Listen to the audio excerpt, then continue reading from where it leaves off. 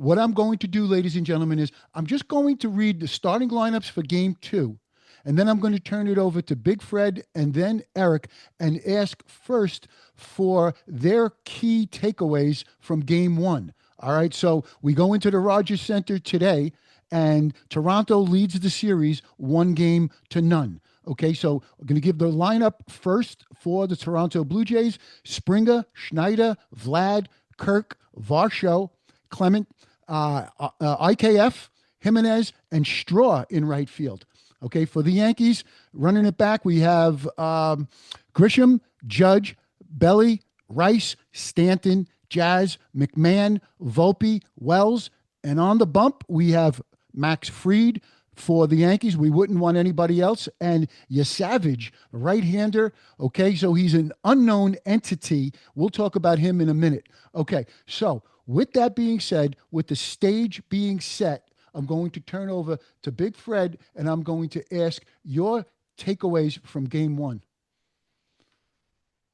My takeaways from game one are let's leave it in game one and never think about game one again, because that was I think Billy actually talked about it one of the last podcasts that we were on. It's a game you just got to flush it.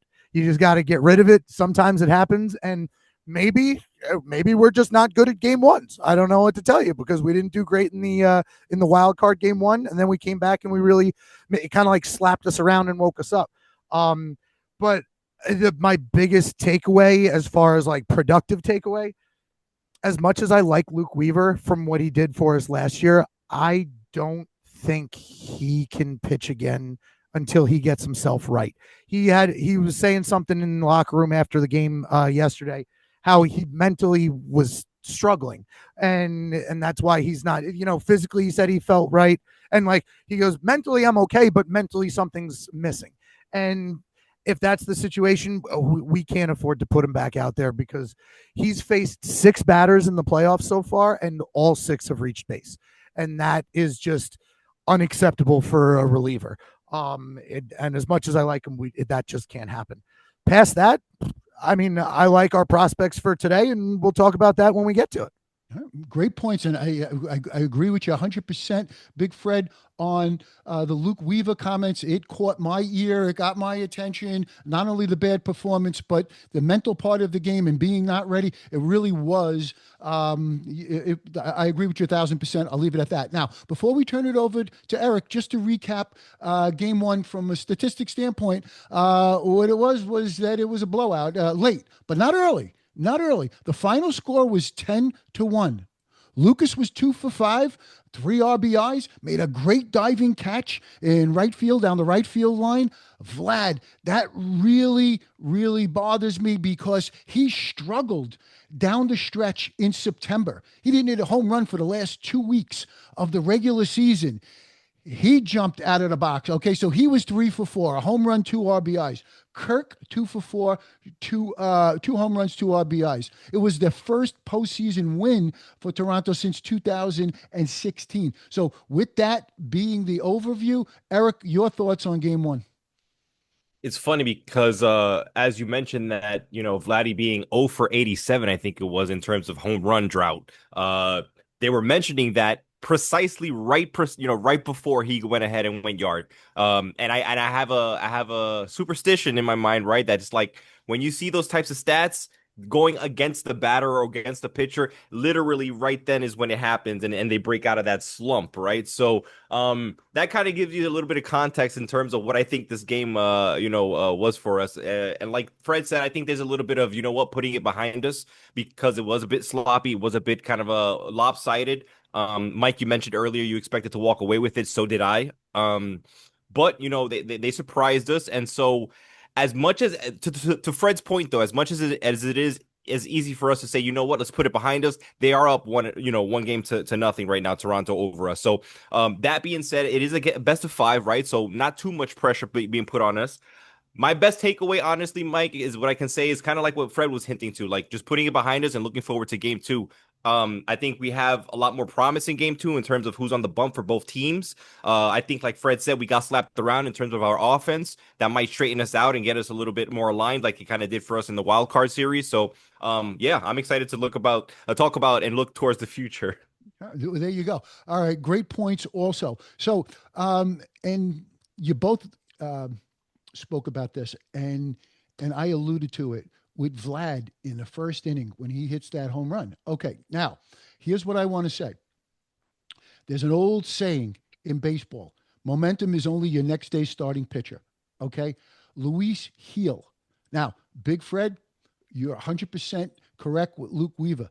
I'm going to tell you, Luis Heel did not like what I saw from him. I'm going to give you something specific. This is not in terms of body language or anything. This is something specific. He is fastball, and he should be changeup and then slider.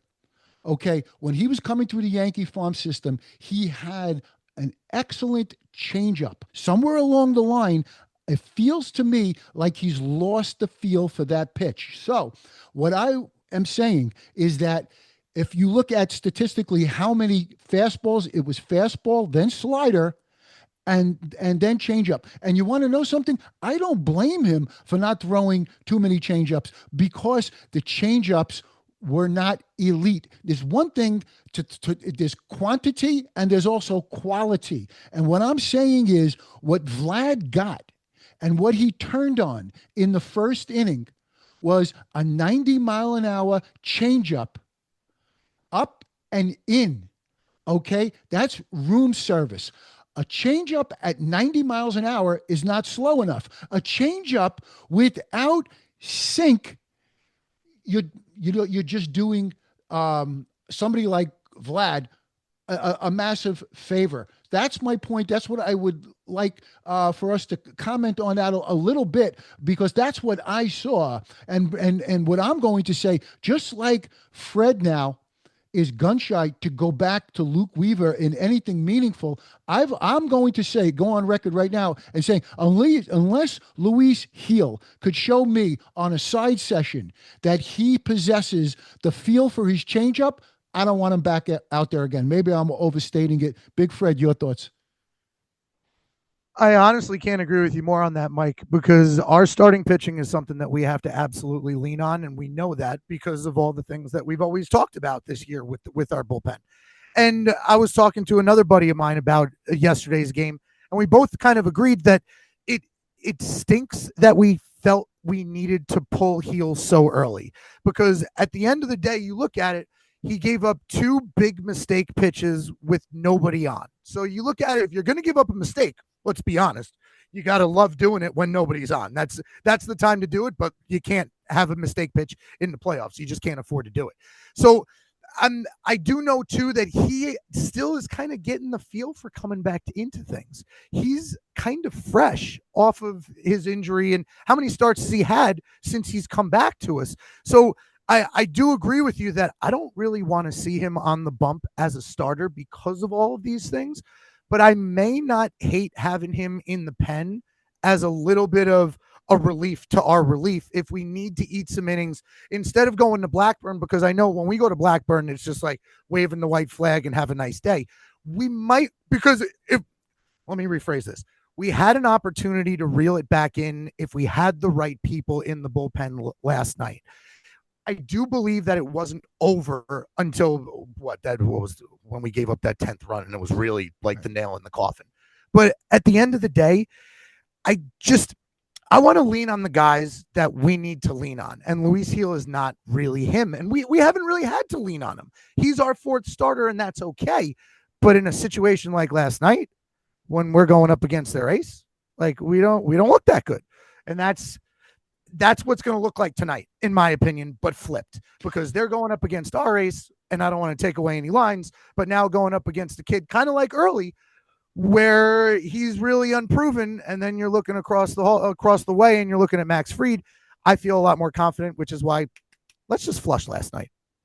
I agree. Great points. And you know what? Maybe I am a little too hard on Luis Heel. And again, it's the only thing I'm saying. I'm saying something very specific, right? I want to see the changeup have sink to it, because if it's going to sit middle, it's got a little arm side run. It started that the changeup that he threw to Vlad for the home run. It started off middle, and it ended up in. So it has the arm side run, which is good, and that goes counter to the glove side run of his slider. So that's all good. That's all fine and dandy. But 90 miles an hour to me, it feels a little too hard for his changeup. If he could dial that back a little bit, and I have to see sink. Okay, so like again, this is me. Like I'm going to be tough. If I'm Matt Blake, I can't throw you out there. I have to do a side session and say, again, Fred brings up a great point. The score was, it was 2-0 in the sixth inning. So in a sense, we were kept in the game. Yeah, we did go to the bullpen early, but again, I don't want to belabor that point. But I'll say, Luis, I love you. Rookie of the year last year. I want to believe in you. Show me a little sink on that changeup, and then we'll throw you back out there. So put that off to the side before we turn it over to Eric. What Fred said was extremely on point. It's a 2-0 game in the sixth inning. We turned it into, a bullpen game. Okay, so I don't know if you gentlemen agree with that. I think we all do. Judge's at bat with the bases loaded in the top of the sixth, no outs.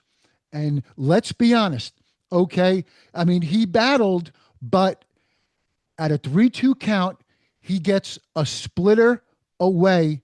It was off the plate. It was down and away and off the plate. If he doesn't swing, it's 2-1. Belly makes it 2-2. That's a different inning. Okay.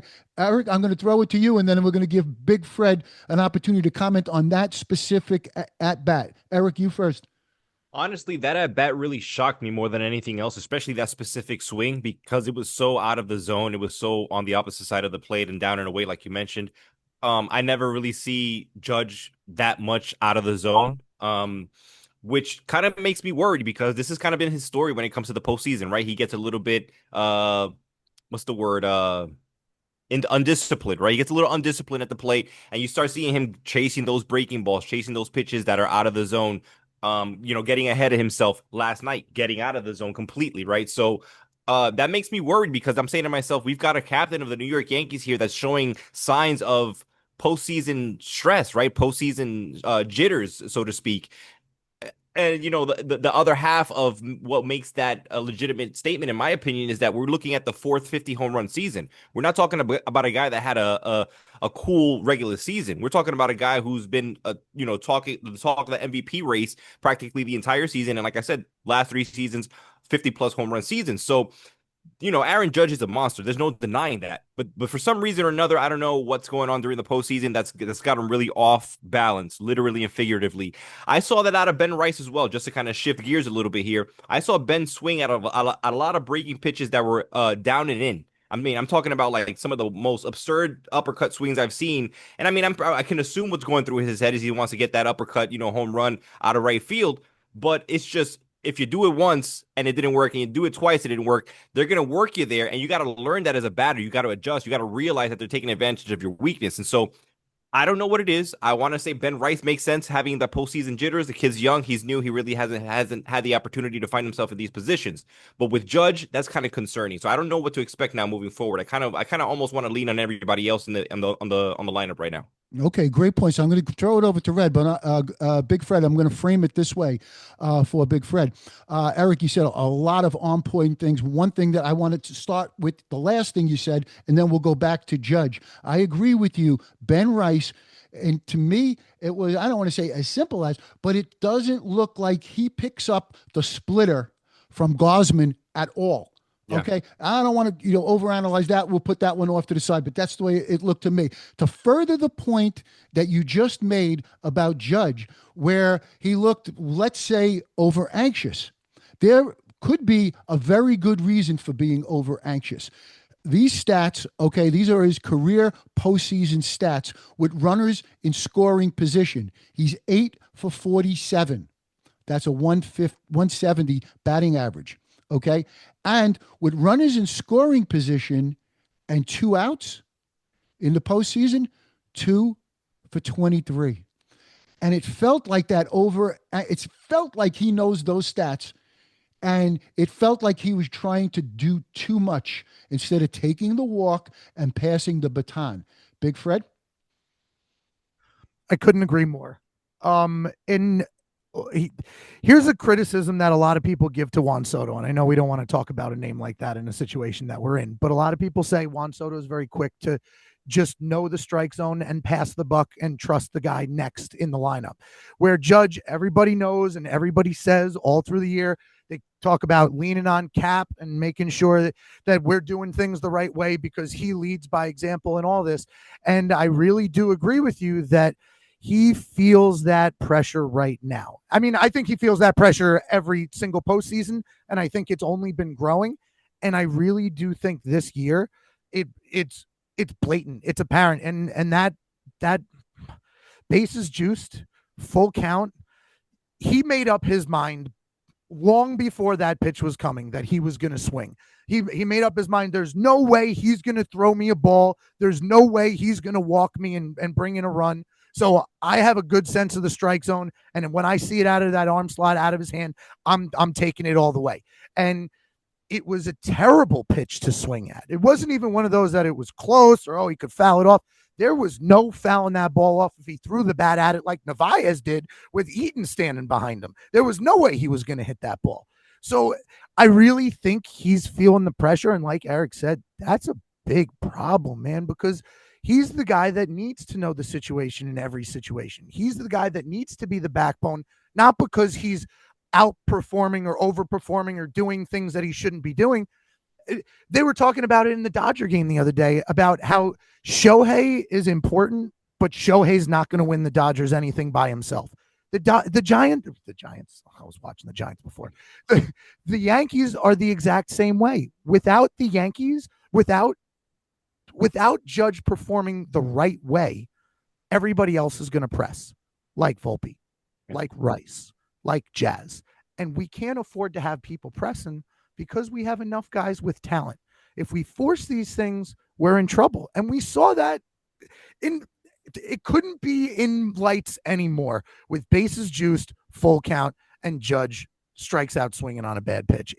It's not good news at all. The only good news I can get out of this is I think we know how they're going to approach a lot of situations from the mound when we're up in the rest of this series. So it's almost like it was our first time through the lineup last night, and we know what they're going to do, and they don't have anybody better. I don't think Biebs is any better. I don't think their bullpen game is going to be any better. So I think we know what they're going to try to do against us, and hopefully the analytics department and looking at the iPads, hopefully we can prepare for it a little bit better. All great points. When you guys, I feel like writing stuff down as you guys, because I'm trying to remember as you guys are going on and on and on. And I love the passion and all of that. I want to circle back to something you said in the middle of all of that, Big Fred. And what it was I was sitting there yesterday watching the game with my producer extraordinaire, Supper from the Nation. Who's also not only my producer, he's also my son. And as the pitch leaves Gausman's hand, I go, yeah. And he jumps off the couch like, what? I swear, you could ask him. He's like, what? What did you say? I said, that pitch, and it's, you know what, Eric, it's easy from our couches, but it looked like a ball out of his hand. You know what I mean? And when Judge, swung at that, okay. So with that in mind, then what we, and I found this, interesting, a 4-pitch walk to Bellinger. Okay. So it makes it 2-1. And then Rice, Eric, just as you said, very, very accurately, he looked a little jumpy too. Now, like I said, it looks like he's not picking up the splitter. He gets a fastball in and he says, I'm jumping all over this freaking fastball because I don't want a splitter. He gets jammed and he gives a little pop up to third base. Okay. Now I wasn't necessarily expecting the next move. John Schneider, pops out of, the dugout, and, he takes Gosman out with 74 pitches. Now he goes to Louis Varland, okay, who they got from the Minnesota Twins. And now here is Stanton. Listen to this. He comes in breaking ball. I'm a little bit of a geek, guys. You could tell already when it comes to pitching, so bear with me. I don't want to bore anybody, but I think everybody finds it interesting. But it's a sweeper, 90-mile-an-hour sweeper, and then he breaks off a 90-mile-an-hour, like 12-6 tight knuckle curve, and it looked to me like he buckled Stanton's knees with that. Okay, then 100 miles an hour up, which he fouls off, and then he blows him away with 101 middle. And you know what? Kudos, and you got to tip your cap, Eric. You're absolutely right, Mike. And honestly, just real quick to touch on Judge very fast. I think Judge is approaching the plate like a four-spot hitter. I think he's putting a little too much unnecessary pressure on himself. You really got to realize it. For those of you who don't realize it, he's in the number 2 spot. He's a number 2 batter for the Yankees, all right? So he's not in the 4 spot, and yet he's coming to the plate, I feel, with the type of pressure that a 4-spot batter would have. And again, it's throwing the entire lineup off. In terms of what you just mentioned right now, Mike, I think the Blue Jays, and I want to say even honestly, all teams during the postseason that play the Yankees have realized that this slow approach up front and fast on the back end is kind of like the way to get, especially those heavy hitters on the lineup, Judge, Stanton, off of their feet, because like you said, they are expecting a fastball. They are expecting that heat to come down the pipe. But realistically, I think that's probably where the analytics works against us, right? Where they're realizing, you know what, these guys love to chase the off-speed stuff. They have a lot of pressure on them in terms of, especially when there's runners on base. So let's lead into that a little more, and it's resulting in positive results for them. I think Judge needs to adjust the mentality. I think he needs to trust the guys behind him, like we were mentioning with Ohtani, and you can talk about other greats like Jeter, Ortiz, Freeman. These are all guys who realize they have good bats behind them. And I think the same thing goes for Rice, but at least with Rice, you got to realize the kid's having his welcome to the postseason moment right now. Like I mentioned before, he's still breaking in. He's still really adjusting to playoff velocity and sequency. Like I said again before, the Jays threw him a steady diet of off-speed, low and away stuff, right? So the kid's still needing to gain his footing. With Judge, it's like, come on, Cap, we need a little bit more from you. Oh, great points. And before we turn it over to Big Fred, want to get his thoughts on this. Again, I'm not being disrespectful to their bullpen, but their bullpen was much maligned going into this. Okay, so yesterday, just as we're talking about, Varland 2/3 of an inning, 1 hit, no runs. Sir Anthony Dominguez 2/3 of an inning, no hits. Little after that, he pitched an inning, lefty. It reminded me of Jimmy Key a little bit, And then Hoffman, and again, he's had his ups and downs, to be kind. They bring him in, which I thought was an interesting move. One, to get his feet wet, but the other thing is we're getting a close up reminder look at him for later on in the series, and he gets a 1, 2, 3, 9th inning. Big Fred.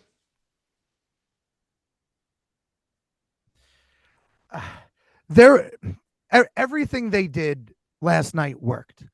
And sometimes that's just the way baseball goes, because momentum is a real thing. And and we've talked about that on this show too a lot, that we rely too much on analytics and all that stuff. Coming out of the gate, pitching the way that Gosman did, it kind of it skyrocketed for the bullpen, and they followed with confidence, just like we needed to follow Judge with confidence after that at bat.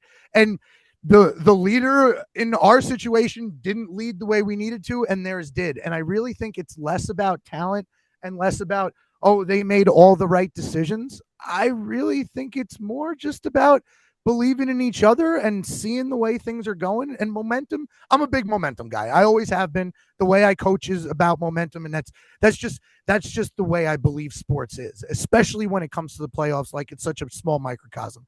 So I thought they did a great job, their bullpen.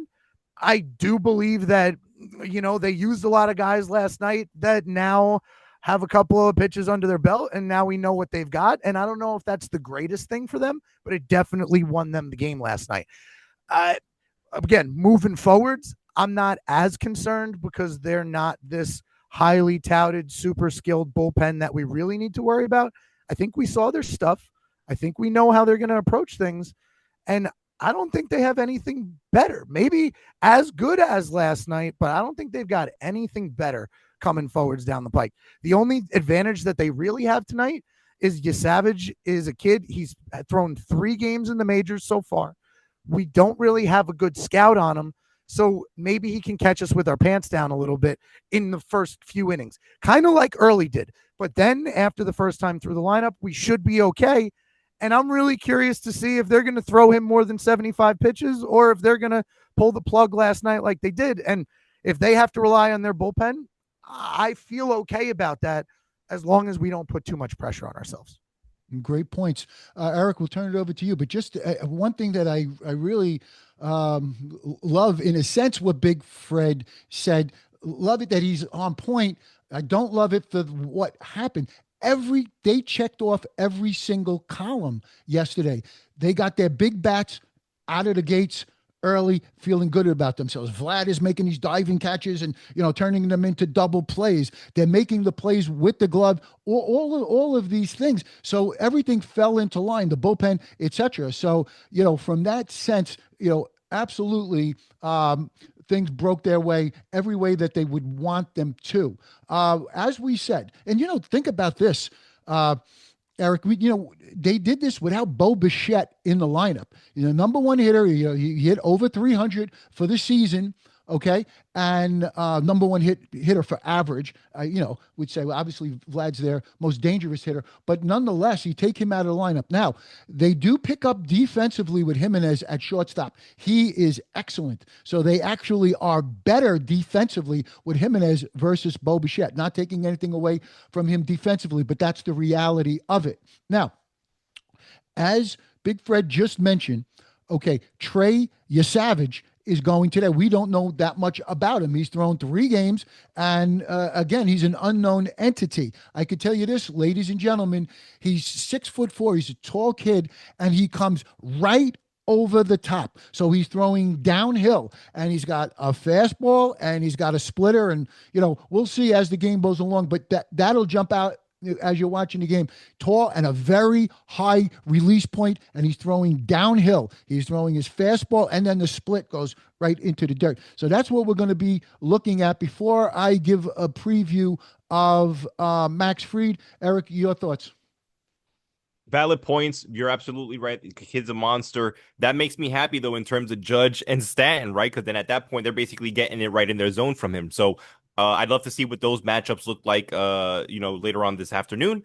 But in terms of your Savage in general, you're absolutely right. Look, he's a rookie. We got to make him work. We need to expand the zone, file off pitches, force him into his pitch mix. Don't assume early innings are going to be safe.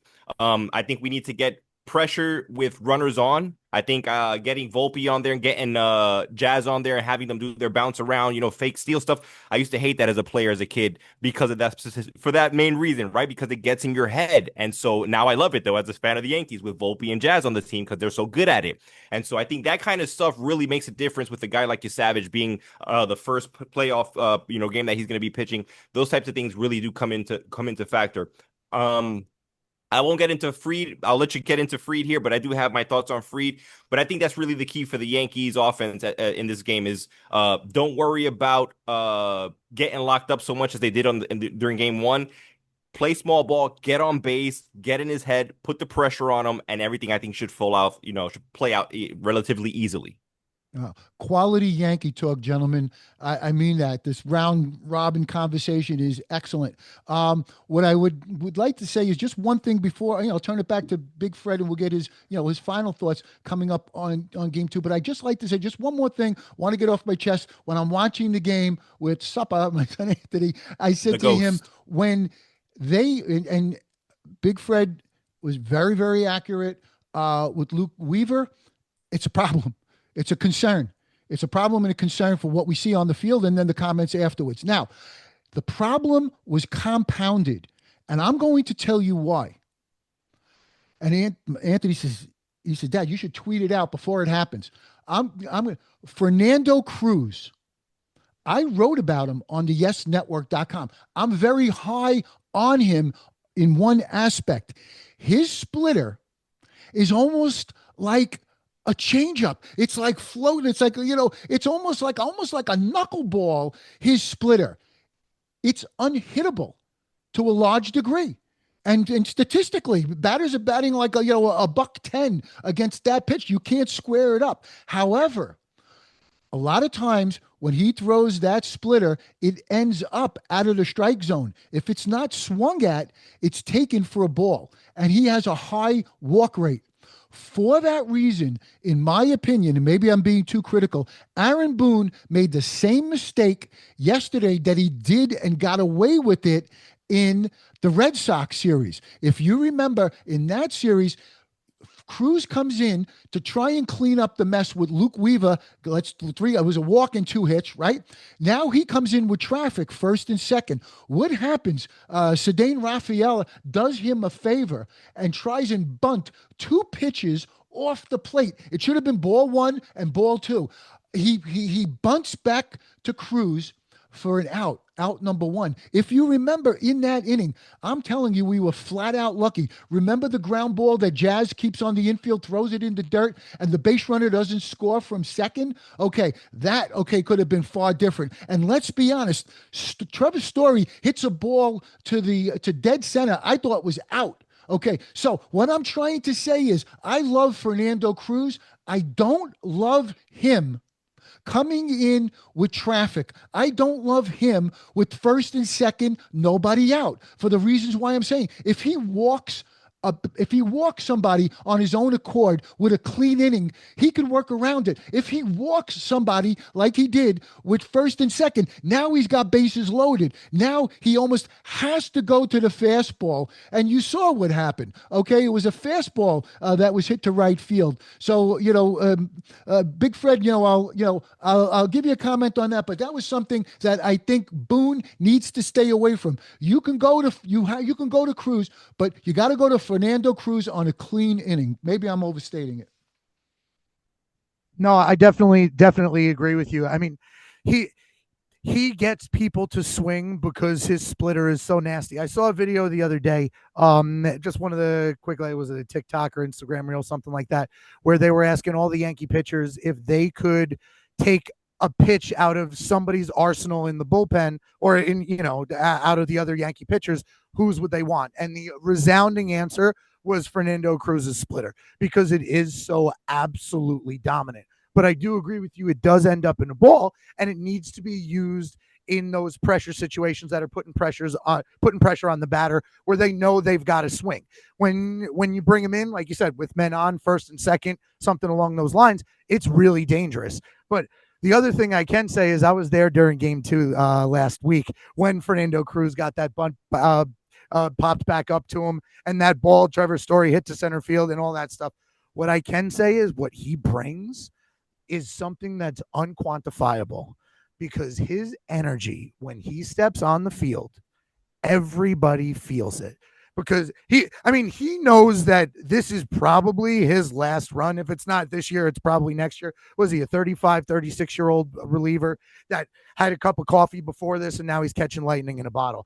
I think he's willing to adjust. I think he's willing to take the pressure where a lot of the other guys aren't, which is why, aside from the strategy of him throwing, that's why Boone goes to him in those situations, because he has, you guys have seen the Major League movies. He's got the marbles, the cojones, the huevos, like they talked about. He's got that it factor that I don't care what the situation is, and I may be overmatched in this situation, but I'm still going to go out there and give everything you got. Where a guy like Luke Weaver, like we were talking about before, I'll take Fernando Cruz in a shitty situation over Luke Weaver in really any right now, just because he's got the chutzpah to do it. He's got the want to take on that situation.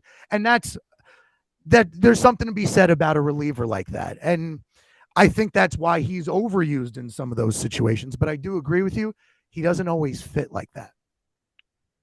Great points. We're going to turn it over to Eric quickly. We're going to ask for his keys to today's game. And then we'll go back to Big Fred for his keys to today's game. And then I'll give some final thoughts. Eric?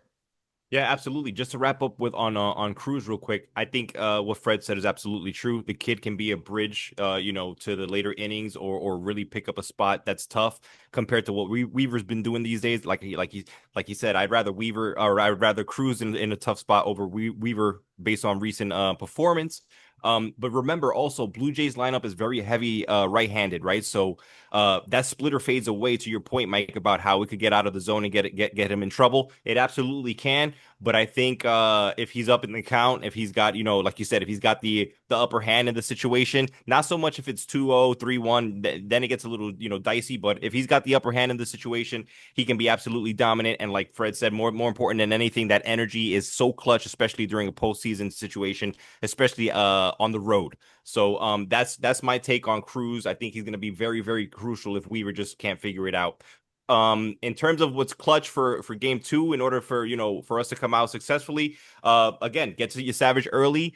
We need Free to have it a little length. We need to let him get past 6 innings, possibly, especially if he's doing good. Let the kid pitch, right? We learned the lesson from last time. Let him keep going. For the love of God, Boone, let him keep going.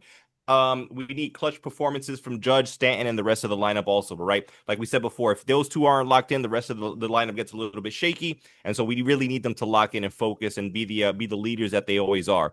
Again, I said it before: small ball, situational hitting, get guys on, put the pressure on your Savage, get up on runs early, right? Get into the Blue Jays bullpen early, and we should probably be able to lock this one down. And yeah, defensive sharpness and fundamentals. I didn't see much weakness last night per se.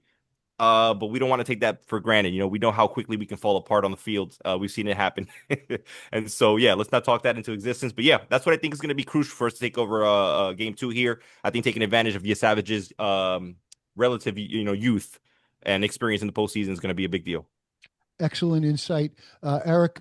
Big Fred, if we are fortunate enough to get 7 innings from Fried, eighth inning, that's my question mark to you. And then Bednar for the ninth, obviously. I'm going to throw it over to you. Keys to the game. So my keys to the game, like Eric was touching on, we got to play clean baseball. It's playoff baseball. The team that makes the most mistakes is usually the team that loses. And it's not necessarily chess piece mistakes. It's about being clean at the bat. It's about making good decisions with good approaches. It's about fielding the baseball cleanly and making good plays. And when the opportunity arises, you got to play above yourself. But that said, I think the key to today's game is one word that's kind of been the backbone of the Yankees all season, and that's trust. I think Boone needs to trust his starter. Like you said, I think we need to get Fried through the 7th inning, at least 6 2/3. If not more than that, for way more. I'd really like him 7 1/3 if we can get him, 8 if we can really get him. And he's a guy who doesn't have to look amazing. He'll still hump through because he's a possible Cy Young Award winner. Let the guy hump. You know what I mean? That's what I can say there. Now, when it comes to trust also, I think they've got to trust each other. Judge has to trust everybody in the bullpen, or excuse me, trust everybody in the lineup so that he doesn't feel like he needs to do absolutely everything, and do what we can do because we are by far the most talented team on the field. All we need to do are the right things. You do the little things and it adds up to the one big thing that we're all looking for. And that's what I could really say there. They're like the kids say, you're doing too much. Don't do too much. Just do enough. That's what I would say. Let's go Yanks. Great job. You know what? You guys hit on just about everything that, so I'm not going to reiterate everything you said. I'll just throw like, a little something different in. But before I do, I just want to turn it over to both of you just for a quick, like, yes or no, or you expand a little bit. But, I thought we were going to do a half hour. I'm like, wow, we're almost up to game time. But I'm enjoying it so much. So like a question for you is, I never thought I would ask this question, but I'm going to anyway. Let's just say that Fried goes 7 innings. Would you have faith in Devin Williams to pitch the eighth? Question for Eric and then Big Fred. If we're in the lead by 2 runs or more, yes. Anything less than 2 runs, and I'm absolutely terrified. Big Fred. I couldn't agree more. If we've got a little bit of a buffer zone, that's great, but he always gives up 1 run. If it's a clean inning, put in Fernando Cruz and let him be the tough guy before Bednar. He's been our setup, man. Let him set up. Excellent. So let me just say, ladies and gentlemen, this was excellent. This is the kind of talk that you like to hear. I like to hear on the radio. I don't hear it. I'm not sure what I'm listening to when I listen to WFAN, and no disrespect to them or ESPN. It's just not there.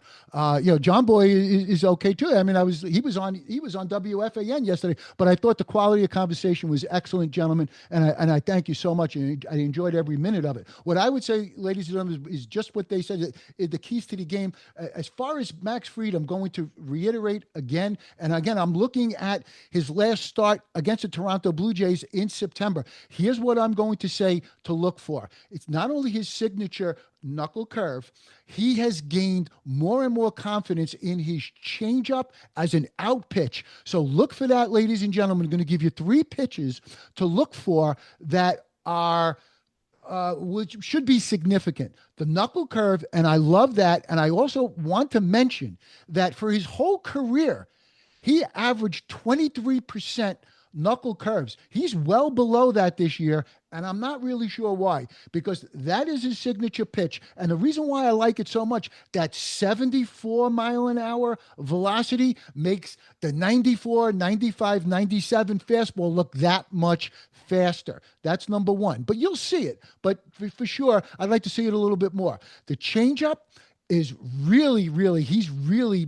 become very, very confident in that pitch as an out pitch, the changeup. And again, when he throws the changeup, he's throwing it at a slower velocity, and you will see it has sink and fade. It goes arm side. Okay, so his changeup goes arm side. We know he's busting the cutter in. He got too cutter happy early on in the season. Even he said it. Pettit said it. You can get a little cutter happy. We want the cutter. We want you to bust it inside so that they don't lean over the plate. We get that, but it's all has to fit. So, ladies and gentlemen, I think what you're going to see is you're going to see the curveball, you're going to see the two-seamer, which has arm side run. Okay, you're going to see the changeup, and let me tell you, that fastball, that's not he's not just somebody that is like a finesse pitcher. He could bust 97 miles an hour, 98 miles an hour. I have complete faith and trust in him. What I'm hoping for is with his control, he's got pinpoint control, glove side. Not so much pinpoint control arm side. I see a lot of balls ending up in the left-handed batter's box. Sometimes he throws it to the backstop and he starts wiping his fingers. Okay, he's not perfect. He's human, but he's the guy we want on the mound. Okay, he's the guy that has been our ace. I believe he's 11-1 after losses. We couldn't ask for anything more than that. So the blueprint is there, just like we've all said. Let's get a quality start and then some from Fried. Okay, let's see some at-bats where we're not over anxious, because what I saw, and I know you guys saw, with Toronto, they're very willing to slap the ball the other way for a single. Yeah, they can turn on you, okay, but they're willing to take what the pitcher gives. Let's see a little bit more than that. We already talked about it. And guys, I came up with a nickname for a Bednar. I like it. It's called Bedrock. Okay, this is New York City. You know what I mean? It's like solid bedrock with him. Let's get there, and let's hope, we give him the ball and he closes it out. Gentlemen, thank you so much. It's been an absolute blast. Okay, game time is only minutes away. Ladies and gentlemen, I hope you enjoyed it. We're going to be putting it on social media as soon as possible. It'll be up within an hour, and then we'll throw it out on social media. Thank you, and go Yankees, gentlemen. All right, have a good one, guys. Let's go Yanks.